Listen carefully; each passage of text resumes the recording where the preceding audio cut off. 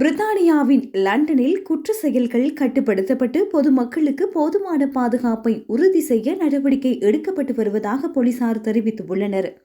அந்த வகையில் மக்கள் வழங்கும் துல்லியமான தகவல்களின் அடிப்படையில் குற்றவாளிகள் சுற்றி வளைக்கப்பட்டு கைது செய்யப்பட்டு வருவதாக போலீஸ் அதிகாரி பிரிட்ஜஸ் தெரிவித்துள்ளார்.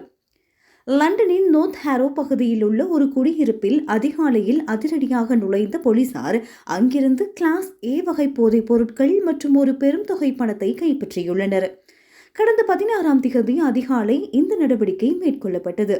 அந்த பகுதியில் போதைப்பொருள் வியாபாரம் நடைபெறுவதாக கிடைத்த ரகசிய தகவலின் அடிப்படையில் அக்ஸ்பிரிட்ஜ் நீதிமன்றத்தின் அனுமதியோடு இந்த சோதனை நடத்தப்பட்டது. நோர்த் ஹாரோ மற்றும் பின்னர் போலீஸ் குழுவினர் ஏனைய விசேட பிரிவினரின் உதவியோடு இந்த சோதனையை முன்னெடுத்தனர். குறித்த வீடு மற்றும் அந்த வீட்டிற்கு சொந்தமான வாகனங்கள் அனைத்தையும் போலீசார் சல்லடை போட்டு சோதனையிட்டனர். சோதனையின் போது விற்பனைக்காக வைக்கப்பட்டிருந்ததாக கருதப்படும் கிளாஸ் ஏ போதைப் பொருட்கள் மற்றும் பெருமளவிலான பணம் மீட்கப்பட்டது.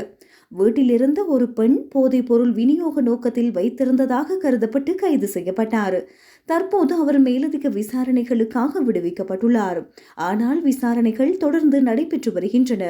பொதுமக்கள் வழங்கும் தகவல்களுக்கு நாங்கள் எவ்வளவு முக்கியத்துவம் கொடுக்கின்றோம் என்பதற்கு இந்த நடவடிக்கையே ஒரு சாட்சி.